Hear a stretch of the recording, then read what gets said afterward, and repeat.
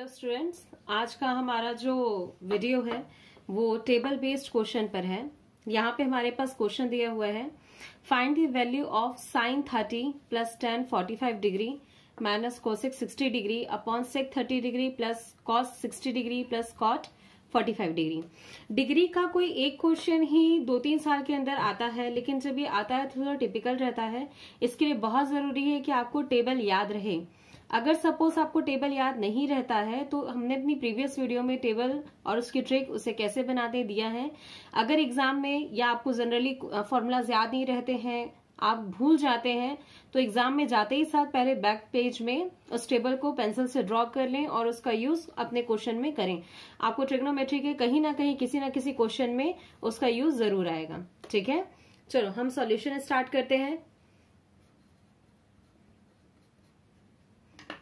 ठीक है, जब भी कभी ऐसा क्वेश्चन आए प्रूव दैट वगैरह कुछ नहीं दिया है तो हम डायरेक्ट स्टार्ट करते हैं। मैं इक्वल से स्टार्ट करती हूं। मैं पहले क्वेश्चन लिख लेती हूं, sine 30 degree plus tan 45 degree minus cosec 60 degree upon sec 30 degree plus cos 60 degree plus cot 45 degree.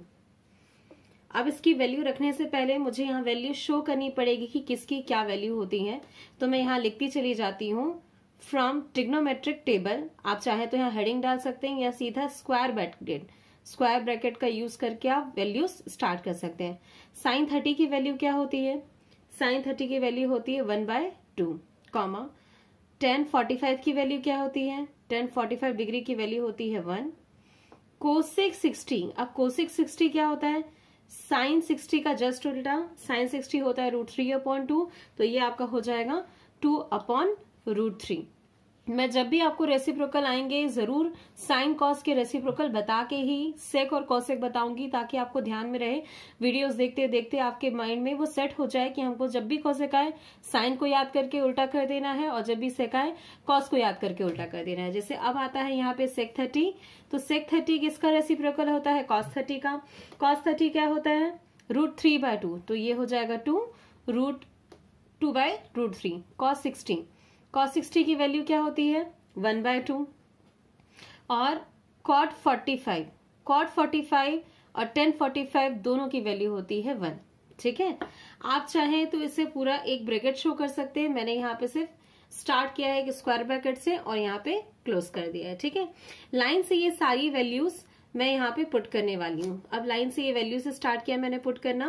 पहले मैंने होल अपॉन लगा दिया है। अब स्टार्ट कर रही हूँ। साइन 30 की जगह आएगा 1/2, tan 45 की जगह आएगा 1 माइनस कोसेक 60 की जगह आएगा 2/√3, सेक 30 2/√3 प्लस कॉस 60 1/2 प्लस कॉट 45 1। ठीक है, बहुत से बच्चे से मिस्टेक करते हैं। कहाँ मिस्टेक करते हैं?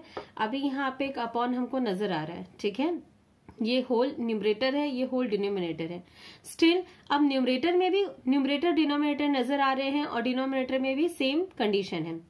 ऐसे में बहुत बड़ी मिस्टेक होती है। क्या होती है? बच्चे इसका एलसीएम और इसका क्रॉस मल्टीप्लीकेशन वगैरह बहुत गड़बड़ कर देते हैं। मैं आपको ध्यान से बता रही हूँ, आपसे मिस्टेक कब नहीं होगी। ये जो होल अपॉन है सबसे पहले इसको लिख लो। ऊपर में 3 स्टेप है उसके लिए एक अपॉन लगाओ और वैसे ही नीचे 3 जो टर्म्स है उनके लिए अपॉन लगाओ। इसमें 1 के नीचे डिनोमिनेटर में कुछ नहीं है तो उसे 1 काउंट करेंगे। यहाँ पे 1 नीचे कुछ नहीं है तो उसे 1 लेंगे। किसी भी नंबर के डिनोमिनेटर में अगर कोई नंबर नहीं रहता है और आपको एलसीएम लेना है तो वो वहीं पे 1 ही रहता है। ठीक है, इसका एलसीएम क्या आ जाएगा? 2, यहाँ पे 1 है, यहाँ 3 है, इसका एलसीएम आ जाएगा 2√3। बेसिक चीजों में अगर आपको प्रॉब्लम है तो आप कमेंट सेक्शन में लिखें, बेसिक के लिए अलग से आपके लिए वीडियो प्रोवाइड कर दी जाएगी। ठीक है, अब अगर यहाँ पे मैंने एलसीएम ले लिया है 2√3, तो स्टार्ट करती हूँ मैं इसमें एलसीएम स्टार्ट करती हूँ इसका लेना। 2√3 को मैं 2 से कैंसिल करूंगी, मुझे √3 मिलेगा। √3 इससे इंटू होगा तो 1 से √3 इंटू होने पे मुझे √3 मिला प्लस 1 के नीचे कुछ नहीं है मतलब 1 है, तो 1 से अगर मैं 2√3 को डिवाइड करती हूँ मुझे 2√3 मिलेगा। तो मैं 1 से 2√3 का इंटू करूंगी तो मुझे 2√3 ही मिलेगा। माइनस माइनस लगा दिया। टर्म्स को सेपरेट करने के लिए प्लस माइनस का यूज करते हैं, ये आपको पता है, ठीक है। अब मैं √3 से 2√3 को कैंसिल करती हूँ तो √3 कैंसिल होता है, आता है 2। ये 2 अगर इस 2 से मल्टीप्लाई होगा तो आएगा 4, तो मैं यहाँ पे लिखूंगी 4, ठीक है। सेम मैं डिनोमिनेटर के लिए करती हूँ। यहाँ पे 1 के नीचे कुछ नहीं है, मतलब 1 है। √3, 2 और 1 का मैं एलसीएम लेती हूँ तो 2√3 ही आता है। अब मैं इस √3 को इस 2√3 से डिवाइड करती हूँ, सॉरी 2√3 को इस √3 से डिवाइड करती हूँ, कैंसिल हो गया, √3 आया 2 को मैं इससे मल्टीप्लाई करूंगी तो आएगा 4। यहाँ पे आया प्लस 2√3 को 2 से मैंने डिवाइड किया, मेरे पास √3 बचा। √3 को मैं 1 से इंटू करूंगी तो आएगा √3। सिमिलरली अगर मैं इसके लिए करूंगी, नीचे 1 है, डिवाइड होने पे 2√3 ही आएगा। 1 से मल्टीप्लाई करूंगी तो मुझे 2√3 ही मिलेगा। इसमें कोई कंफ्यूजन हो तो आप जरूर कमेंट सेक्शन में मेंशन करें, ठीक है। अब मेरे पास डिनोमिनेटर में 2√3 है, इसके भी आप जानते हैं a/b होल अपॉन c/d, जो हम फॉर्मूलाज देखे हुए हैं लोअर क्लासेस में। उसमें क्या होता है, डिनोमिनेटर से कैंसिल हो सकता है, न्यूमरेटर से। अभी डिनोमिनेटर सेम है तो मैं इसे कैंसिल करूंगी। आप 10th में पहुंच चुके हैं, आपको कैंसिलेशन करना अभी सही नहीं है, आप बस आगे बढ़ जाइए स्टेप के, कैंसिलेशन खुद कंसीडर कर लिया जाएगा। ऊपर अभी आपके पास क्या मिल रहा है, √3 प्लस 2√3 माइनस 4। इसमें √3 इनके सामने का कोफिशिएंट 2 है और इसके सामने का कोफिशिएंट 1 है, तो उसका एडिशन होके क्या मिल जाएगा, 3√3 माइनस 4। और ये जो होल अपॉन है अब यहाँ आएगा क्योंकि दोनों का डिनोमिनेटर कैंसिल हो चुका है। अब इसमें मैं देखती हूँ यहाँ पे मुझे √3 वाले टर्म्स मिल रहे हैं। √3 के सामने का कोफिशिएंट 2 है, इस √3 के सामने कोफिशिएंट 1 है, दोनों को मैं सम करूंगी तो 3√3 आएगा। तो ये आएगा 4 प्लस प्लस प्लस 3√3। क्या ये मेरा आंसर है? नहीं। आपको पता है हम डिनोमिनेटर में कभी भी रूट वैल्यूज नहीं रखते हैं। तो अब मुझे क्या करना चाहिए, अब मुझे इसे रैशनलाइज करना चाहिए। तो मैं यहाँ पे लिखूंगी 3√3 माइनस 4 प्लस 3√3। इसे रैशनलाइज में कर देती हूँ। जो डिनोमिनेटर रहता है उसके 2 टर्म्स के बीच में जो सिंबल रहता है उस सिंबल को चेंज करके हम न्यूमरेटर डिनोमिनेटर में मल्टीप्लाई करते हैं, यही हमारा रैशनलाइजेशन होता है। तो 4 माइनस 3√3, 4 माइनस 3√3, इस तरीके से मैंने रैशनलाइज किया। चूंकि मैंने यहाँ रैशनलाइज किया है तो मुझे यहाँ साइड में मेंशन करना पड़ेगा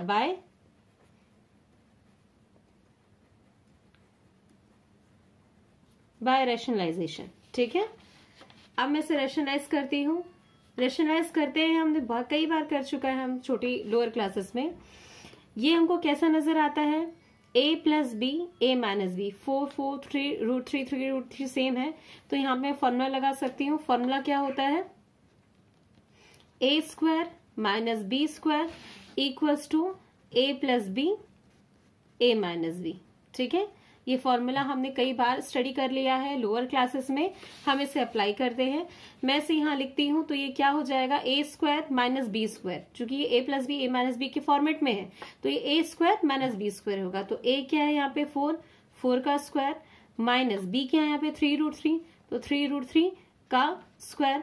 बहुत से बच्चे क्या गलती करते हैं, a² रख दिया फिर 3√3 का स्क्वायर कर दिया, सिर्फ रूट हटाते हैं, सामने वाला 3 भूल जाते हैं। कभी ऐसे मिस्टेक मत करिए। अगर आपसे ये सारी मिस्टेक होती है तो कोशिश करिए कि दोनों को ब्रैकेट में ही रख के स्क्वायर कीजिए, इससे कभी भी आपसे मिस्टेक नहीं होगी। अब इसका मल्टीप्लीकेशन स्टार्ट करते हैं। हम मल्टीप्लीकेशन कैसे करेंगे, फर्स्ट टर्म का इन दोनों टर्म से, सेकेंड टर्म का इन दोनों टर्म से। मैं स्टार्ट करती हूँ मल्टीप्लाई करना।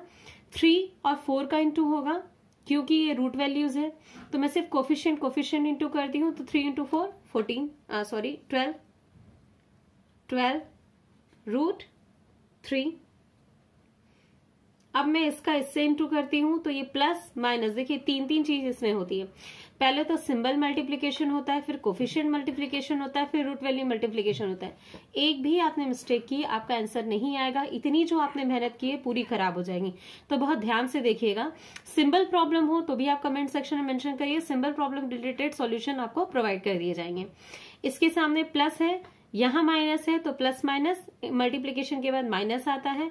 3 इंटू 3 9 आएगा और उसके साथ साथ रूट वैल्यूज एक दूसरे से मल्टीप्लाई होके सिंगल डिजिट देता है, सिंगल वैल्यू देता है, तो मैंने यहाँ पे 3 लिख दिया।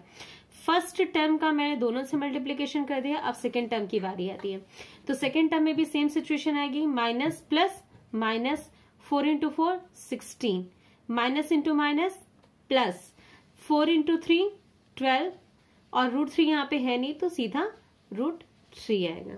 ठीक है, अब आगे बढ़ते हैं अपन। मैं यहाँ पे रूट वाला टर्म देखती हूं तो मेरे पास यहाँ 2 टर्म आ रहे हैं, दोनों पॉजिटिव है। अगर सपोज माइनस होता तो मैं यहाँ पे कैंसिल कर देती, लेकिन दोनों पॉजिटिव है तो ये दोनों ऐड हो जाएंगे, तो ये 24√3 आएगा। कभी भी ये मिस्टेक मत करिएगा, अगर सामने पॉजिटिव है तो कोफिशिएंट ही ऐड होते हैं, √3 का कोई ऐसा रोल नहीं रहता, वो साइड में रहता है। अब ये माइनस 9 इंटू 3 27 माइनस 16 अपॉन 4 का स्क्वायर 16 हुआ, माइनस 3 का स्क्वायर 9 हुआ, और √3 और स्क्वायर, रूट और स्क्वायर कैंसिल होके यहाँ पे 3 आया। ठीक है, अब हम आगे देखते हैं। 24√3 तो वैसा ही रहेगा, माइनस 27 और माइनस 16 ये क्या हो जाएगा, माइनस 43। हम ऐड करेंगे, क्यों करेंगे, सेम सिंबल ऐड होते हैं, प्लस प्लस ऐड होता है, माइनस माइनस ऐड होता है, प्लस माइनस सब्ट्रैक्ट हो जाते हैं। 16 माइनस 9 इंटू 3 27। अब ये हमारे पास क्या वैल्यू आ रही है, 24√3 minus 43 upon whole upon minus 11। Denominator कभी निगेटिव मत रखिए, ऐसे तो ये गलत आंसर है नहीं, फिर भी कोई टीचर अगर देखेगा कि डिनोमिनेटर में माइनस है तो वो आपके मार्क्स 1 या 2 मार्क्स वो ले सकता है, वो काट सकता है, इसलिए आप ये माइनस हटा दीजिए। माइनस हटाने का क्या तरीका है, कुछ नहीं, आप ऊपर से माइनस कॉमन निकाल लीजिए। ऊपर से माइनस कॉमन निकालेंगे तो ये प्लस हो जाएगा और ये माइनस हो जाएगा, तो मैं माइनस बाहर निकालती हूँ, तो ये टर्म पॉजिटिव होने की वजह से मैंने सामने लिख दिया, और ये टर्म निगेटिव हो जाएगा, इस वजह से मैंने इसे पीछे लिख दिया, ताकि ये दिखने में सही रहे और एक्यूरेट नजर आए। माइनस 11 आप एक बार मल्टीप्लाई करके देख लीजिए, अगर आप इनिशियल वे में करें कि हमने कोई मिस्टेक तो नहीं की। बोर्ड एग्जाम में सबसे अच्छा तरीका होता है कि हम क्वेश्चन बनाते बनाते उसे 2-3 बार सेल्फ चेकिंग कर लें, ना कि पूरा क्वेश्चन पेपर आपने सॉल्व कर लिया, लास्ट में आप चेक करने बैठे हैं कि कोई क्वेश्चन गलत तो है कि नहीं। ऐसे में आपका टाइम वेस्ट है। सपोज आपने चेक करते करते 3 क्वेश्चन फाइंड आउट किए कि वो गलत है, अब आपके पास समय नहीं बचा, तो आप कब बनाएंगे। बेटर है कि आप क्वेश्चन बनाते बनाते 2-3 बार चेक कर लीजिए कि हाँ हमसे कहीं मिस्टेक तो नहीं हुई। माइनस माइनस कैंसिल होगा, मैं कैंसिलेशन नहीं दिखाऊंगी, मैं सीधा आंसर लिखूंगी 43 माइनस 24√3 होल अपॉन 11। अच्छा, मैं एक बार वेरीफाई करवा दे रही हूँ, मैं माइनस इंटू करती हूँ तो 43 माइनस हो जाएगा, प्लस माइनस माइनस मुझे नजर आ रहा है, और ये माइनस माइनस इंटू होके प्लस हो जाएगा, मतलब मैंने माइनस जो बाहर निकाला है, कॉमन निकाला है, वो सही था, और ये आंसर भी आपका सही है। ठीक है, मैं यहाँ पे सीधा आंसर लिख रही हूँ। आंसर क्यों लिखूंगी, मुझे यहाँ प्रूव करने या शो दैट वगैरह कुछ नहीं लिखा, फाइंड दी वैल्यू दिया है तो मैंने इसकी वैल्यू निकाली है, और लास्ट में जो मुझे इसकी वैल्यू आई है मैंने उसे आंसर लिखा है। Okay, thank you.